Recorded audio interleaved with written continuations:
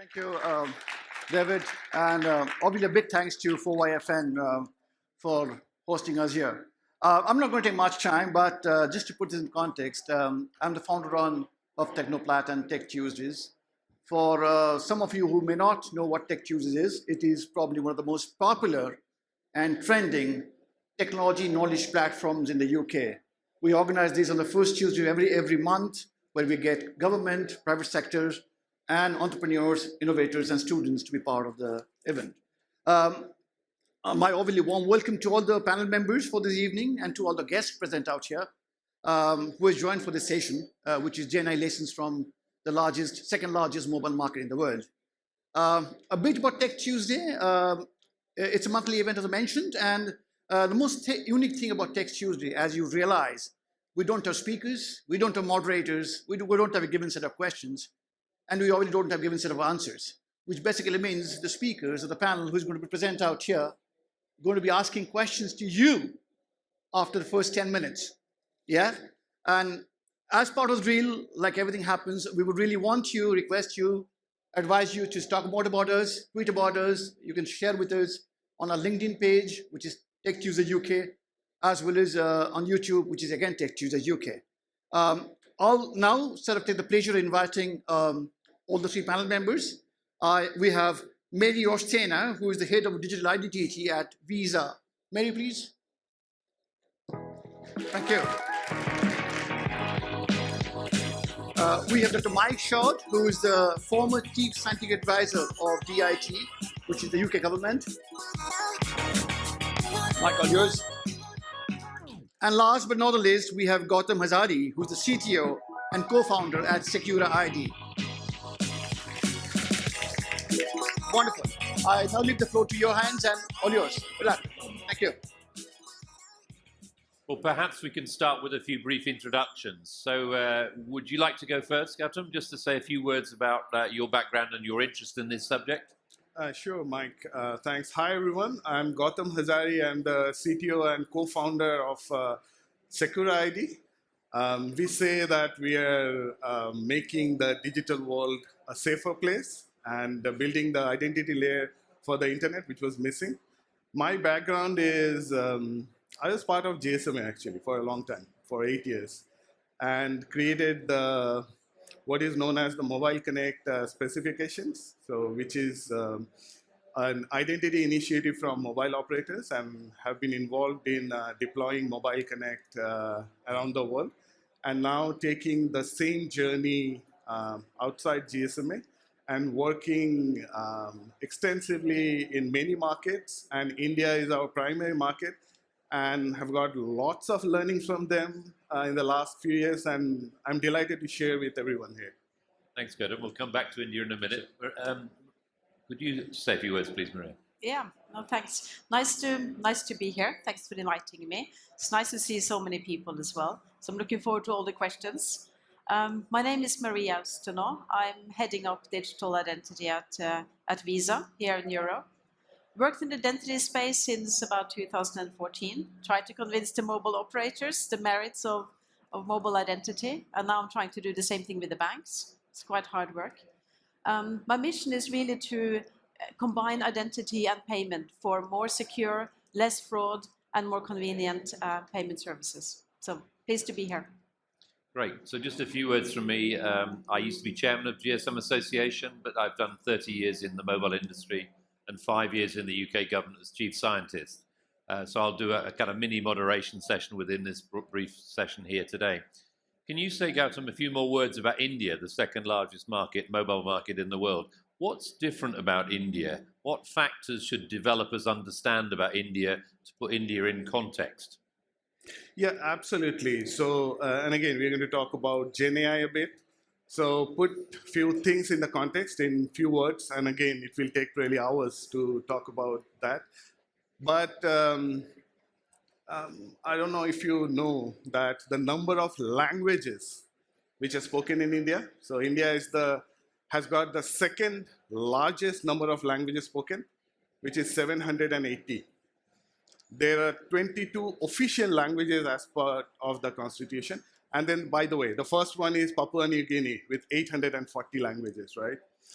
And why I'm talking about language? Because as we know, the entire world, not just the digital world, is separated between pre-Gen AI and post-Gen AI. And then the thing which is critical about Gen AI and not just about Gen AI is language. Because you may know Moravec's paradox. Moravec's paradox is related to Gen AI. Moravec's paradox says that there are certain tasks which are very easy for computers but difficult for humans. If you need to find out the square root of a 20-digit number, it's difficult for humans, very easy for computers. But there are tasks which are very easy for humans but difficult for computers, and that's language. And with Gen AI, that's what we have solved. Now we have one singular language between the machines and humans, and that's why we have all these impacts there. And this is why the number of languages are important in India after Gen AI, because one of the biggest things that we all can learn from India is something called DPI. I mean, I know there are many technical guys there, me included. If I heard DPI, I'll think of deep packet inspection. That's not what I'm talking about. DPI is digital public infrastructure. And that's absolutely critical in this world. And that's what I have learned from India, and we all can learn there. So there are three kind of pillars in DPI. We'll talk about that in detail, and I'm sure Mike can add a lot in there. So one layer is identity. The second layer is payments. The third layer is about data. And then in the Gen AI world, that's extremely critical. We'll talk a bit more about that later. So just wanted to give some context, and in the Gen AI space as well. Mike. That's great. Marie, could you just say a few words about the Visa Europe themes in this area? Not just for India, but particularly for Europe? Yeah, no, of course. So I'm here all ears. Love to learn more about India. In Europe, Visa is very much involved in the next generation identity services that are being established, both within the EU as well as in the UK, taking a slightly different approach. Again, learnings to be had, I'm sure.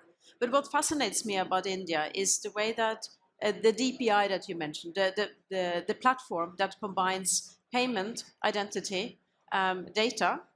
I like to add mobile to that as well as the key device to interact with all these services. And that, of course, needs to be trusted as well. So I think there's a lot we can learn from the role of the government. Maybe we can talk more about that. The technology focus as well. And in fact, the architecture, the technical, the code base for Aadhar, as an example, it's open source. It's now something that I know is being looked at in the European context as well. What can we reuse? What can we benefit? But now the focus on technical interoperability, combining payment and identity within the identity work going on in Europe I think there's a lot we can learn, because the success in India it's amazing. Combining the Aadhar, getting financial inclusions, getting a lot of services, looking at UPI, how AI is being used for commerce. I mean, plenty of topics. Just want to add in there is the what is known as the India scale now. So it's 1.4 billion population, 800 million smartphones. Yeah, so I think your microphone's just gone off. So just move it. Yeah. I hope it's working now. I don't know. I'll try again. Yeah, so one important thing in the mix is what is known as India scale now. So doing a technology is not easy, but it's still feasible. Doing the technology at a scale, which is now known as India scale, is absolutely incredible, right? So for example, Aadhar, Marie mentioned. So around 1.14 billion individuals in India, they're not just citizens, because Aadhar is not just for citizens, it's for residents as well. So if you go and stay there for 180 days, you get an Aadhar. So they have got digital identity, and what does that mean is biometrics as well. So 10 fingerprints, 2 iris, and facial. And there's a lot of AI behind that. We can talk about that later. So that India scale, scaling and infrastructure for that scale, and also for the payments. So for example, just in January, the UPI stack, that technology stack, did a 12 billion transaction. and equivalent of around 240 billion USD transactions. That's just 1 month. So scaling an architecture, technology, and infrastructure to that scale, which is known as India's scale right now, is absolutely incredible. And as a technologist, I'm fascinated about that. Can we just ask a few questions about e-commerce in India? Clearly, the GDP per head, the money everybody has per head in India is different to in Europe. But I understand the e-commerce is barely 5% in India today. Is the government expecting that to rise rapidly? And if so, how high will it get, say, by 2025 or 2027? Can you give some predictions there? Absolutely. I can give more than predictions, some objectives that's been set. So in India, 63% of the entire e-commerce stack, platform, whatever you say, is owned by 2 companies. I'll not name them, but owned by 2 companies. Still, after all the digital explosion, Digital India initiative, only 5% of Indians are in e-commerce. I mean, they're contributing or using e-commerce. So one thing that's important, again, we are talking about DPI. This is digital public infrastructure. It's not just owned by some large deep tech organization. So as part of the DPI stack, after the, let's say, Aadhar, which was there since 2009, and then UPI, the universal payment interface, one of the things that the government and also the technology ecosystem came up with is something called ONDC, One Network for Digital Commerce. So the way to look into that is, let's say if I want to buy a pair of shoes anywhere in the world, the journey starts with a platform, right? So you will go to a platform, let's say Amazon, or in India, Flipkart, or you will go to eBay, or some specialized platform. And then you will find the pair of shoes which is listed there in the inventory. You pick that, you pick the price which is provided to them, then you need that to be delivered, right? And we as users don't have a choice who is going to deliver. It will be delivered by whoever is the platform is providing, right? Is this really democratized? Can the small players, let's say in India, Southeast Asia, and in anywhere else, can they really participate in there? Shouldn't I have a choice as a user that I want it to be delivered by my choice of courier? That's exactly what ONDC is doing. So the N in ONDC is important. It's one network for digital commerce. It's not a platform, it's a network. And it exposes lots of APIs there so that a simple, kind of seller from a village can use the API to push in, for example, to list their whatever they want to sell. And the buyer can actually use any app who is using APIs for those listings, and the couriers are also listed in there. So that as a user, I have a choice. An application provider, a small startup, can use the APIs to list, those, let's say, whatever the sellers are selling, and then they can actually list all the, let's say, delivery providers as well. And the buyers have a choice in that case. They can actually select and then select who is going to deliver that. Importantly, there is a GenAI angle here. And then the angle is, why didn't this, let's say, entire ecosystem in India still has got this 5% of penetration? And it's about language and access to technology. So digital inclusion is critical here, right? That small, let's say, vegetable seller from a village cannot use technology. And there are 780 languages, by the way. He cannot know, 780 languages. And it's going to be expensive to translate. So what has happened is, here again, Google actually came up with a great idea using Duet AI. So this simple vegetable seller has got an app. It's called the Seller app. Just take a picture of that and upload it. And this Duet AI-based GenAI model, what it does is, it can actually create a description in all the 22 official languages and also can distribute in there, right? Now, coming back to what you asked for is that, this 5%, what can I predict? It's not a prediction. So ONDC has got a target to increase the penetration from 5% to 25% in the next 2 to 3 years. So that's where it's leading. Huge growth prospects then. Marie, from a European point of view, clearly there are many languages in Europe, but I think what's interesting about the Indian case is also when does government step in to help manage these sort of areas, whether it's identity, payment securely, or even data. Could you comment on some of the European government initiatives that have supported payment and mobile in these sort of areas? Yeah, no, of course, of course. I just wanted to comment on one important point that you had, and that's what we talk about in terms of the billions of sellers. Really facilitating the merchants, the sellers as well, to get part of the ecosystem, to grow it. It's not just the buyers, not just the consumers, but we need to look at the seller side. There's lots to learn. I'm making a note behind my ear. Yeah, so what's happening in Europe on identity and payment? Well, quite a lot, actually. And I think that's where we can learn, especially when you talk about scaling up.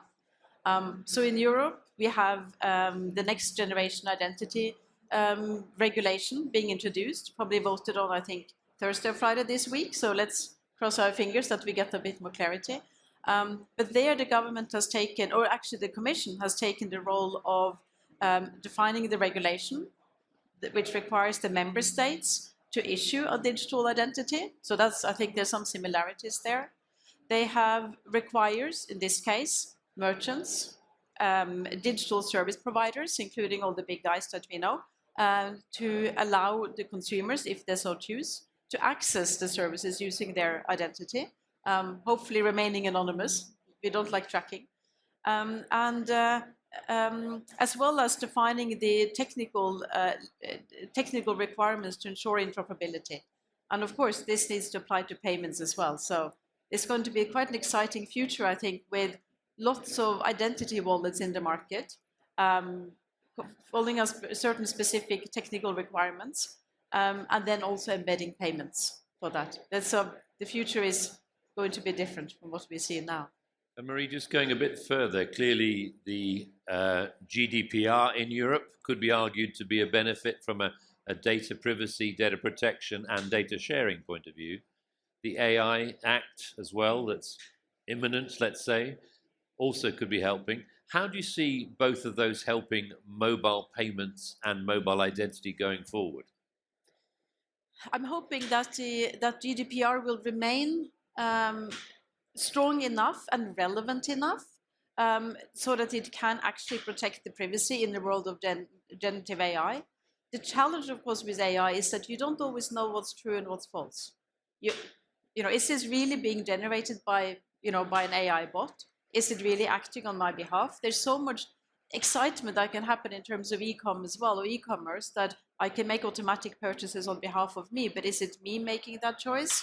Am I actually deliberately wanting to make that to purchase? Is the bot or avatar allowed to act on my behalf? Well, it needs to prove that it's me or that it is acting on my behalf. So I think the future is not yet written, from my perspective. Well, clearly fake news and fraud are a challenging area. Can I go on to the developer opportunities for a minute? What's been the effect in India on the developer community? Has it harnessed more interest from the developer community in this area? What form has that taken? Are there some networks that 4 years from now should be better linked to in India? How can you explain that to the audience, please? Yeah, absolutely. One thing I'll just continue from because we talked about GDPR. We all know here in Europe, what does that mean? There is something, slightly differently how it is done in India. So in India, they call it the techno-regulatory approach, right? So for example, here we have GDPR. How do you implement it? It's up to the state, and then you need to know that what does that mean, right? So in India, there is an equivalent act that came up in December. It's called the DPDP Act, Digital Personal Data Protection Act. But there is a technical framework associated to that as well. That's called DEPA. So DEPA is DEPA, is the Digital Empowerment and Protection Architecture. So it provides mechanism to implement the act. For example, how consent should be taken and who is going to take that consent. What should be the structure of the consent? That's very important for the developers, right? So for example, as a technologist, I understand JSON, I understand encryption. Sorry. So, the DEPA architecture, the digital empowerment and production architecture, actually suggests what is the structure of that consent in JSON, in XML, to the extent that what should be in the header, what should be in the body, which helps the developers, right? In that case, as a small developer, I don't need to scratch my head. Oh, am I GDPR compliant? Am I a processor? Am I a controller? How do I know? I'm a technologist, right? I'm not a legal expert. So that's something that has happened there. And coming back to the extended thing as well, I mean, this year I can see in 4 years from now, and also in the other MWC stage, I can see a theme of 3 A's: APIs, AIs, and applications, right? And that's developer focused. And that's exactly what is happening in India towards the developers. So all these DPI that I was talking about, the digital public infrastructure, that's platform, right? And network, like ONDC is a network, UPI is a platform, Aadhar is a platform, but they expose APIs. That's what the developers love, right? They want to use APIs. They don't want to solve the problems themselves. They don't want a black box, a software which is sitting in there. They want APIs. So that's what is happening here. And the DEPA that I talked about, the digital empowerment and production architecture. So very recently in the GenAI, or AI rather, one thing that they have launched is called DEPA for training. Because what happens is there's a lot of data that our data, personal data, will be used for training the machine learning models, the large language models. So DEPA has created a framework, not just a regulation, a framework. How does that training gets impacted through our consent mechanism and so on. And also, of course, that's the AI angle. And also, in for example, in UPI, I think, Mari, you might add a bit more in there, is language was a barrier, right? So when someone is doing a kind of commerce transaction through a wallet, language is critical. And when you have 780 languages, it's not easy, right? So if everything is happening through an app, you can have only certain languages, right? And you need some sort of basic technical skills to do that. So then UPI, which is the payment stack of the DPI architecture, they came up with something called Hello UPI, which is you don't need to use the app. You use the most common and efficient interface that we humans have from, I don't know, maybe 150,000 years is language, right? So you can say that, hey, do 200 rupees transfer to Mari, and it will do that. So that's something that is going to increase the penetration even more. Just commenting on your UPI question, we watched with awe, I should say, the take-up and the adoption of UPI among consumers as well as merchants. It's really been revolutionary, really changing the market, I think. And of course, one of those would be that you can talk to it. The Hello UPI is a different kind of commerce experience. And that really is adding, I think, also financial inclusion, helping that to make it easier, basically, to do commerce online. Can we go a bit further, Marie, in terms of how you could take lessons from India into Europe? Are there some mechanisms that you think are worth looking at to actually transfer ideas and innovation into Europe, or work with the Indians where some European solutions could work in India? Are some of those mechanisms in existence you'd like to highlight? Yeah, one thing you mentioned, Gautam, which I was kind of thinking, I wonder how that would work, but I guess the Commission is working on it, is the kind of more dictating, not specifying the technical solutions to make sure that the regulation, the legal framework is being implemented correctly. The combination of here is the law, the regulation, and here's the technology that will help you to get there. I think at one hand, it will come as a relief. On the other hand, everybody will say, nah, won't work. It won't fit my use case, it won't fit my industry. So I think there's a need for more, and all the different use cases are, if you're going to use the payment for one type of service, that's something, another type of service, something else, right? So there's about being tailored to industry. There's something different about a bill payment versus doing an e-com transaction. So there's something about finding solutions, technical interoperability, standards that work for particular industries as well, which I think, at one hand, you want the predictability and tell me how it's going to work. On the other hand, I want the freedom to innovate myself, which I think, at least within Europe, we're trying to find a mix. But there is some predictability, some kind of technical standards that need to be set to ensure interoperability. And I think that was the key to the success of the mobile industry as well. I mean, GSM, SMS, it still exists today because it's standard, it's ubiquitous as a result. Well, I think standards are necessary, but also scale is necessary. And one of the really big things that India brings is that scale. And I think the governance, the standards, all together with scale really help.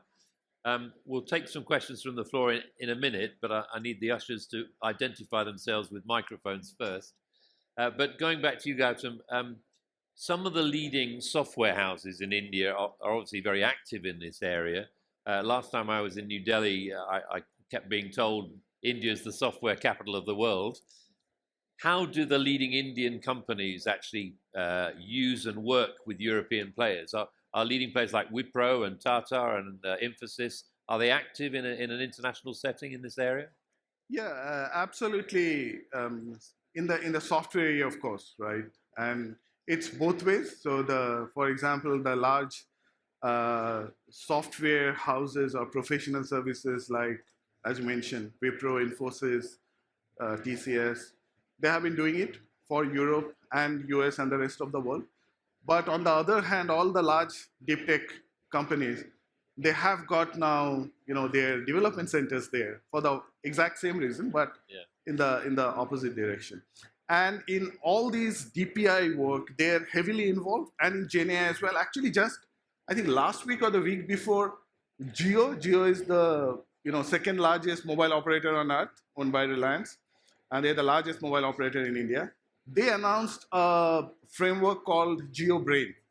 And again, following the 3 A's that we are talking about, APIs, AIs, and apps, it's exposing and what is known as the edge deployed machine learning framework, because Jio owns the largest 5G network as well. So in the 5G edges, they're deploying basically AI models which can be used as a machine learning as a service.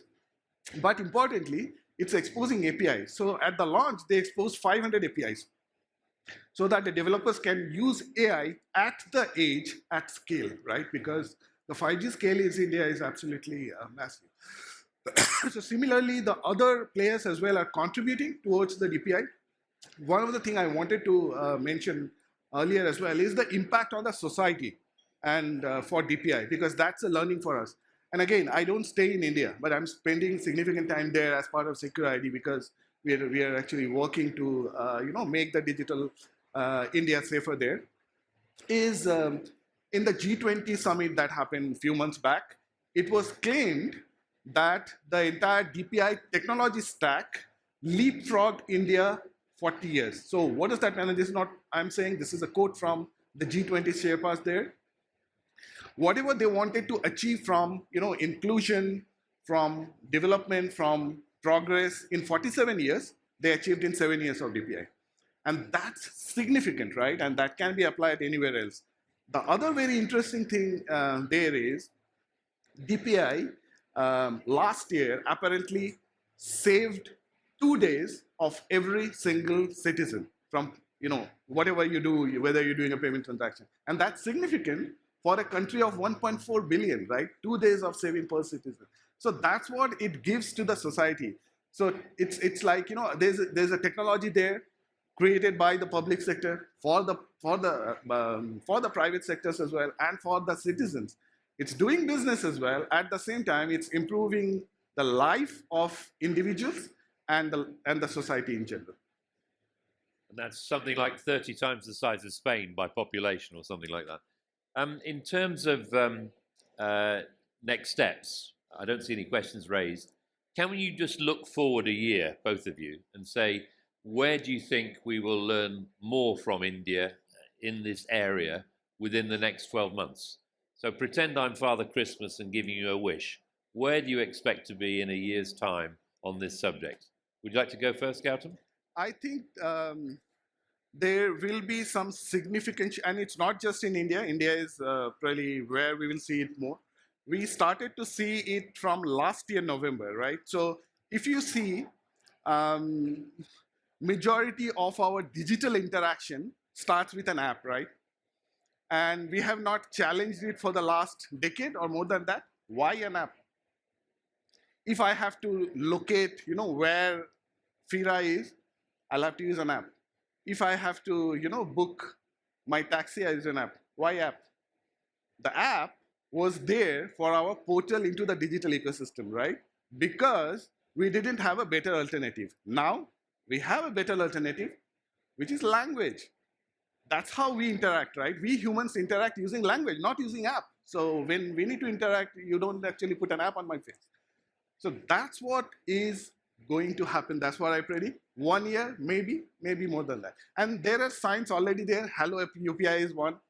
And that ONDC, seller app that I talked about. And there are signals from outside India as well. I was talking about November. You may have heard about that human, I don't know what it is called. It's called human AI pin, where it's a smartphone without a screen. There are no apps. You talk to it. The another one was launched in CES in January.